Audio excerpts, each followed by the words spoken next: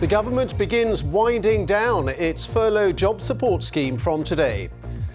From now on, companies will have to pay some of their workers' wages, but there are warnings that ending the scheme too soon could cost jobs.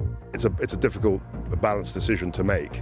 The furlough wasn't going to last forever, and I think as we open up in 2 weeks' time, this is the right time to think about the balance of payroll, which the government pays and which employers pay. As this starts to taper down now, we've got to find a way of funding that difference somehow, and that will come via additional loans and extended debt. And the other top stories this lunchtime. An employment boost for the northeast of England with a £1 billion investment by the Japanese car maker Nissan, creating 6,000 jobs. Smiles from the American comedian Bill Cosby after his conviction is overturned, but women who've accused him of sexual assault say they're shocked and disgusted. How your washing machine, TV or fridge could last years longer because of a new law forcing manufacturers to make spare parts available. And at Kensington Palace today, Prince William and Prince Harry will be together to unveil a statue in memory of their mother. And later in the hour on the BBC News Channel, we'll bring you the latest from day 4 at Wimbledon with the British number 2 Cameron Norrie bidding for a place in the 3rd round.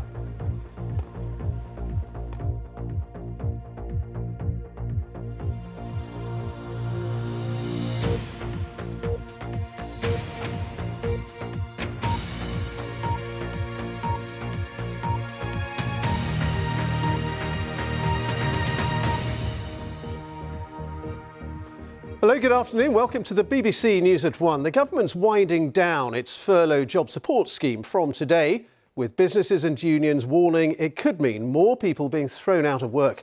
Currently, around 1.5 million Britons are having most of their wages paid by the Treasury because of the pandemic. Now, for the first time, employers will have to shoulder a contribution.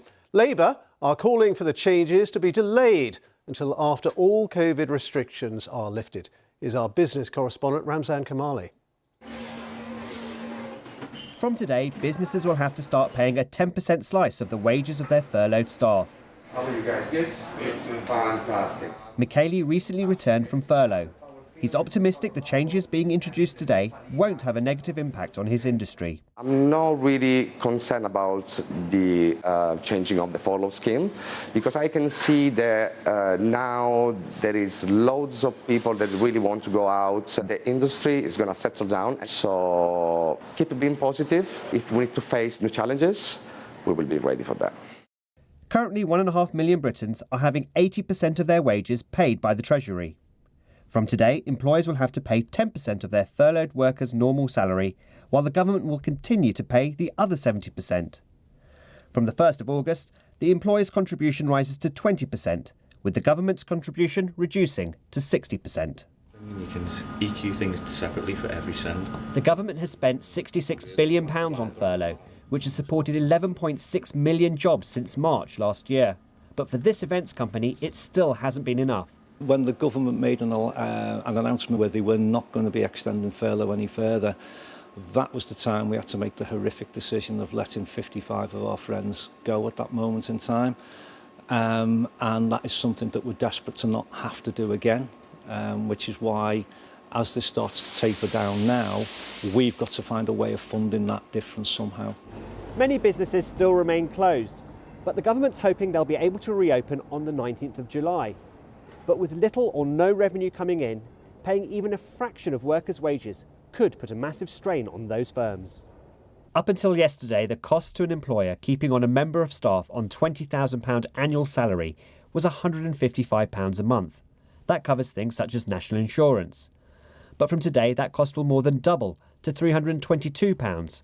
And in August and September, that cost will rise to £489.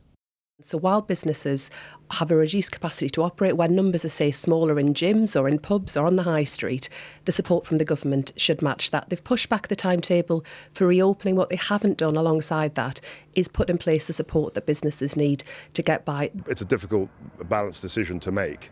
The furlough wasn't going to last forever, and I think as we open up in 2 weeks' time, this is the right time to think about the balance of payroll which the government pays and which employers pay. There are signs the economy is bouncing back, but the scaling back of this scheme and other support packages will be a test on how resilient it actually is. With restrictions still in place, a speedy return to normality will be key. Ramzan Karmali, BBC News. There's a huge jobs boost for the northeast of England today. Nissan is investing £1 billion to expand electrical vehicle production at its car plant in Sunderland. It'll create 1,650 jobs directly and 4,000 more in supply chain companies. Boris Johnson has said it's a vote of confidence in the region's workforce. The government has put some money into the scheme but won't say exactly how much. Well, Sarah Corker is at the Nissan plant for us this lunchtime. Sarah. Yes, this is a really significant day for the UK car sector. These are massive expansion plans, and Sunderland is set to be at the centre of this electric car revolution. These are highly skilled, well-paid jobs, and this investment means many more are now on the way. Britain's largest car factory is about to get even bigger. Nissan bosses flew in from Japan to reveal their expansion plans.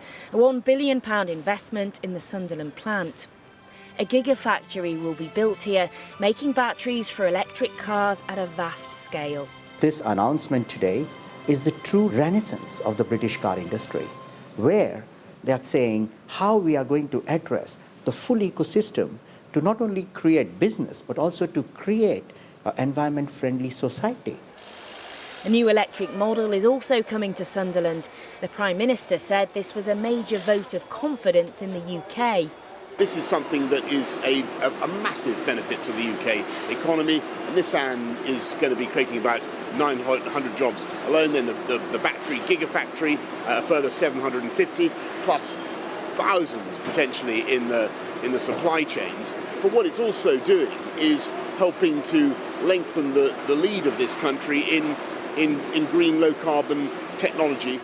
Nissan arrived on Wearside back in 1986, Japan's route into European markets. In recent years, though, it's been a rocky ride. The future sustainability of this plant was questioned in the run-up to Brexit. Today, though, is being seen as a major turning point. This cafe provides catering for the factory. The owner is delighted to have some positive news. It's a boost for the whole region, really, with the whole supply chain, the battery plant. And hopefully I'll get more business. Certainly when they launch the new car, maybe when they launch the new factory, I'll get to do the catering for that. The new factory is set to be built for 2024, and that's when, under the Brexit trade deal, car makers will have to source more components locally to avoid tariffs. The UK government is banning the sale of new petrol and diesel cars by 2030, and that means the future is electric. So the UK needs to build more batteries at a vast scale, but at the moment we're lagging behind other nations like Germany. It's a major step forward. We need to make sure that in the UK we have battery production. We make between 1.3, 1.5 million cars a year. So that actually requires something like 6 or 7 gigafactories. So this is a very important first step. It's fantastic news for Nissan, for Envision, their partner, and for the North East. The government is contributing to this investment, and the BBC understands it could be as much as £100 million. This is a long-term plan for the Sunderland factory, securing jobs for the decades ahead. Well, this really shows the future direction of travel. The future is electric, but the UK really needs to start ramping up its production of batteries, and quickly. As you heard there, to meet future demand, the UK needs to build 8 gigafactories by 2040. Sunderland is likely to be the first, and this announcement is a massive boost for the economy here in the North East. Sarah, thank you very much indeed. Sarah Corker there. So, jobs being created there in Sunderland, but there are also jobs being lost today because the clothing store Gap is closing all 81 of its stores in the UK and Ireland by the end of September. After that, it will only trade online. It hasn't said how many staff will be affected. The American retailer has been a major presence on the British High Street, as Emma Simpson now reports. It's been on our high streets for more than 40 years, but Gap's now calling it a day. All these stores will be shut by the autumn. Yet another big chain bidding a retreat, unable to make the sums add up. They're always discounting. On top 5% if you have a loyalty card. They still sell the same jumpers they sold in the 80s. Same jeans, same t-shirts, so they haven't really moved on, I don't think. It's sad, it's very sad. People losing their jobs. Gap, generally you go in and you kind of think, this is maybe too expensive, or you like nothing that you really want to buy. So, yeah. Yeah, a bit generic, I think. How times have changed. Gap was famous for its casual clothes, from khakis to hoodies, and it did well. But then the competition grew and the business didn't adapt. I think that the writing has been on the wall for many years. And what we're seeing now is that the pandemic has simply accelerated the demise of mediocre retail.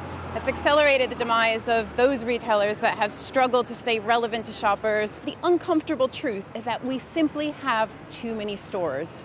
We have an oversupply of retail space. We have retail space that's just no longer fit for purpose. And unfortunately, it's left retailers like Gap looking very vulnerable.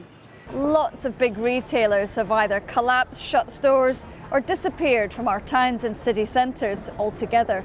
Too weak to survive. Now, another famous name is going online only. Here's a chain, though, that has no problem pulling shoppers in. They were queuing round the block when non-essential retail reopened. Today, Primark said its sales have now risen above pre-pandemic levels. Contrasting fortunes after a turbulent 15 months. Emma Simpson, BBC News. Polls are open in the Yorkshire constituency of Batley and Spen, where people are electing a new MP.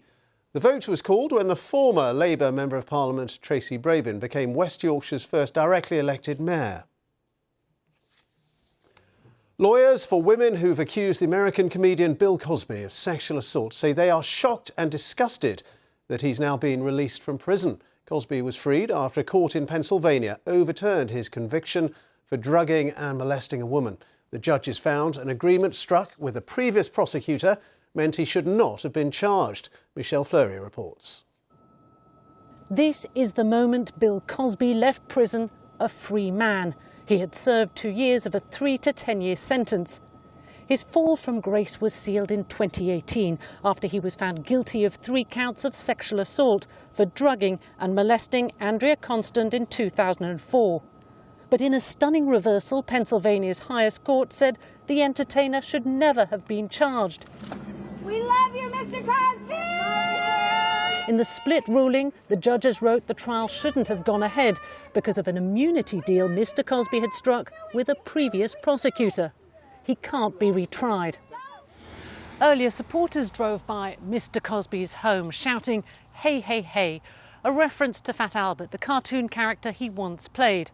The comedian, who is back with his family, didn't comment to the media, but said in a statement, "I have always maintained my innocence." They were impervious to the court of public opinion, which, frankly, the lower courts were not. Mr. Cosby, we knew all along he never should have been prosecuted for this. He had every right to rely on the prosecutor's word. For his accuser, Andrea Constant, it was a bitter blow. Reacting to the decision, she called it not only disappointing, but of concern in that it may discourage those who seek justice for sexual assault in the criminal justice system. This must be devastating to many of the accusers, and my heart especially goes out to those who bravely testified in both of his criminal cases. And despite the Pennsylvania Supreme Court's decision, I want everyone to know that I do believe that this was a very important fight for justice. And even though the court did overturn the conviction, it was on technical grounds. It did not vindicate Bill Cosby's conduct. Bill Cosby became known as America's dad for his role as Cliff Huxtable in the 1980s hit sitcom The Cosby Show. His conviction was seen as proof that even when the accused is one of the most famous people in the world, the voices of the victims of sexual assault could be heard in the US justice system. Now he has a chance to restore his reputation. Michelle Fleury, BBC News, Pennsylvania. And the time is exactly 1:15. Our top story this lunchtime. The government begins winding down its furlough scheme, but there are warnings that ending the policy too early could cost jobs. And coming up, Britney Spears loses her legal fight to win back control of her financial affairs from her father. And in the sports, in the next 15 minutes on the BBC News Channel, we'll bring you up to date from England's second one-day international against Sri Lanka as they aim to win the series with a game to spare.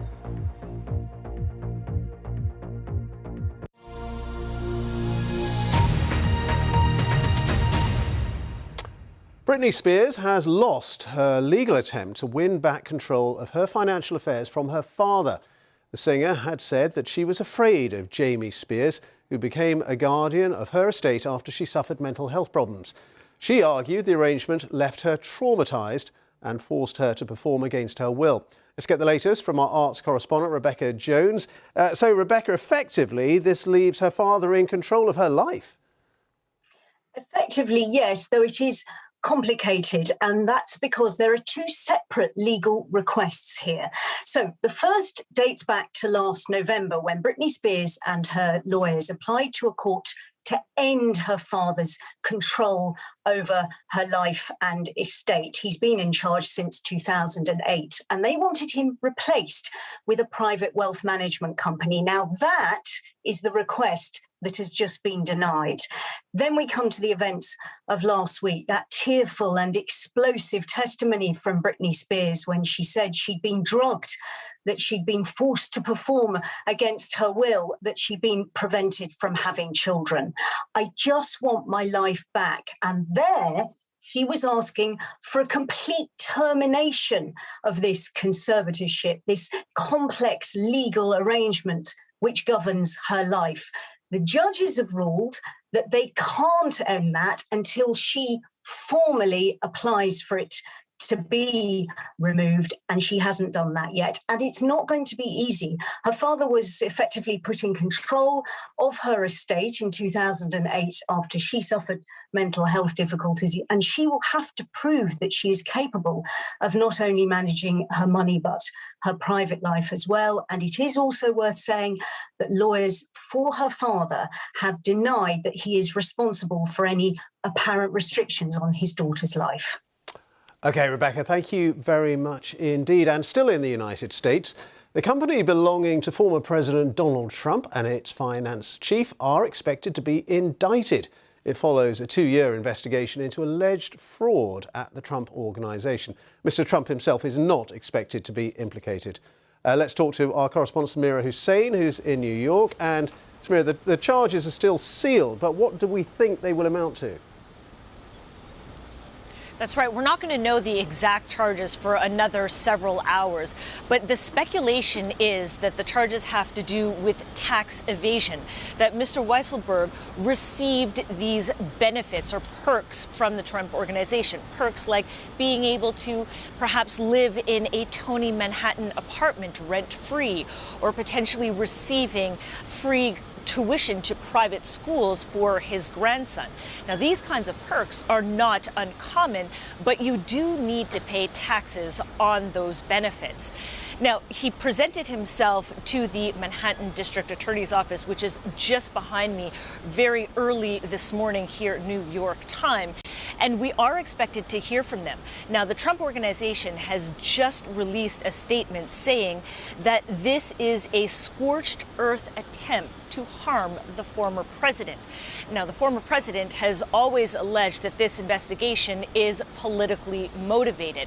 And what we're expecting lawyers for the Trump organization to say is that the harm or the potential financial and reputational damage that could come to the Trump organization as a result of these indictments, these indictments would be very, very bad. All right, Samira, thank you. Samira Hussain there for us in New York.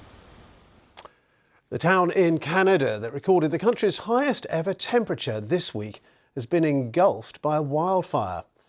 The mayor of Lytton in British Columbia said the whole town was on fire. He said he's told the population of around 250 people to leave. Lytton recorded a temperature of 49.6 degrees Celsius on Tuesday. Dozens of people have died in the current heat wave in Canada, which experts are blaming on climate change. China's President Xi Jinping has delivered a defiant address to mark the 100th anniversary of the Chinese Communist Party. Appearing in Tiananmen Square in front of 70,000 spectators, Mr. Xi said that foreign powers that try to bully his country would have their heads bashed. He also repeated his pledge to reunify Taiwan with the mainland. New rules have come into force which should make it easier for people to repair household appliances such as washing machines, TVs and fridges.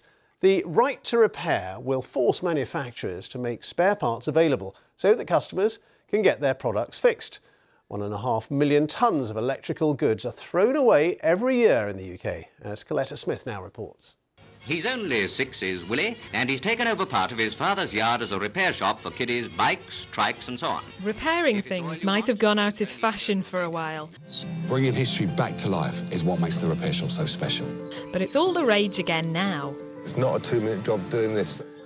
But even if you want to get things repaired at the moment, whether to save money or save the planet, it's pretty hard to get hold of the right parts that you need to replace things. But from today, things will hopefully start to get a little bit easier. Manufacturers of white goods and TVs now have to stock and sell replacement parts of each product for 10 years. So would it tempt you to try and repair something? My dishwasher and oven was 15 years old and I've just replaced both of them. Maybe it's a small repair of something that's just £60 or £70, like a small part, like an element in an oven, but over and above that I wouldn't have thought so. A toaster, a kettle, you know, I might even potentially have a look at a Hoover.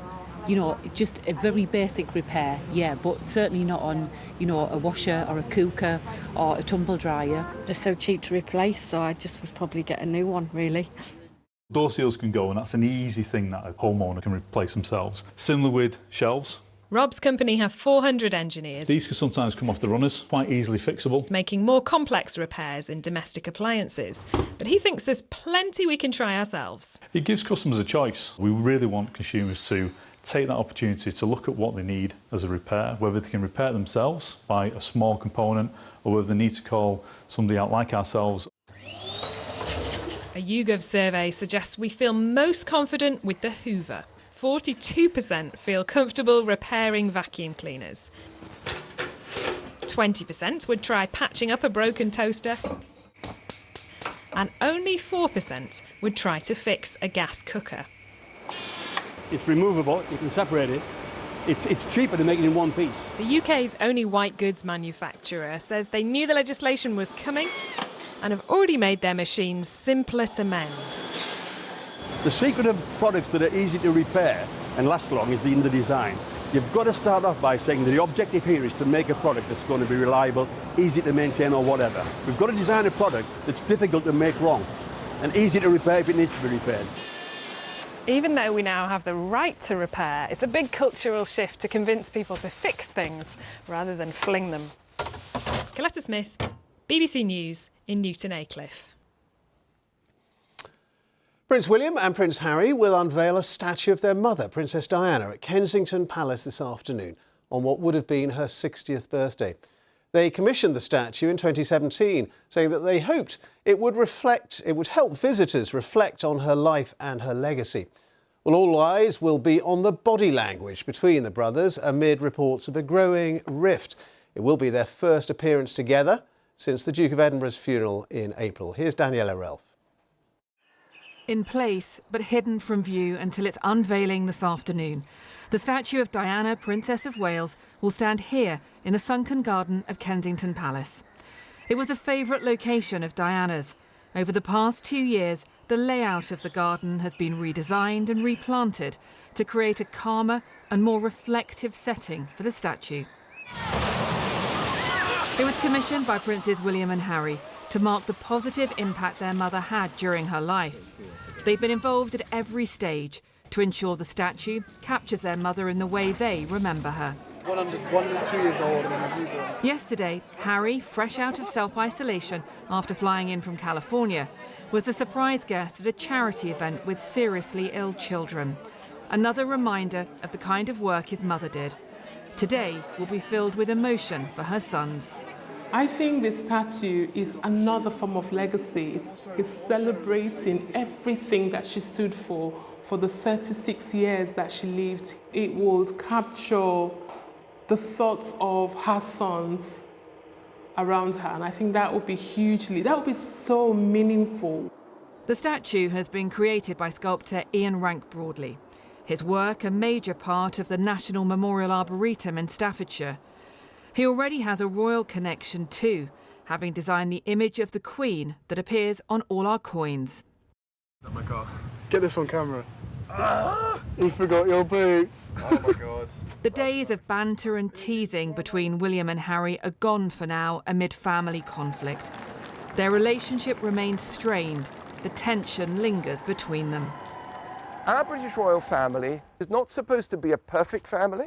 If somehow out of this split comes some sort of reconciliation, that will presumably hold a lesson for all of us. Many around them hope that under the gaze of their mother today, there is a chance of some reconciliation. Daniela Ralph, BBC News. Well, let's go to our royal correspondent, Sarah Campbell, who's at Kensington Palace. So, Sarah, it's going to be fascinating to see not only the statue when it's unveiled, but also the brothers and how they get on today. Yes, well, Ben, there are 60th birthday balloons and flowers dotted around the railings here at Kensington Palace today, reflection of the fact that Diana remains very much part of the public consciousness, and her statue, due to be unveiled this afternoon, will be behind the hedges that you can see there. Behind there is the sunken garden, a place that she knew so well. We know that it will be a small, mainly family affair. Of course, Prince William and Harry will be there. We've just seen Diana's siblings arrive here and go into the grounds of Kensington Palace. Also there will be the sculptor and the garden designer. But this is the first time that we would have seen the two brothers since they attended their grandfather's funeral in April, and all eyes will be on them. Cameras will be trained. People will be analysing their body language, looking to see if there's any interaction between them. And no doubt it is going to add pressure on what for them must be a very poignant day. They wanted this statue as a permanent reminder of their mother, to talk about, to show the impact that she had, they said, across the UK and the world. And it will be unveiled today on the day that would have been her 60th birthday. Ben. Sarah, many thanks. Sarah Campbell there, our royal correspondent. Now, Andy Murray has made it through to the third round of Wimbledon, coming from 2-1 down to beat Oscar Otter.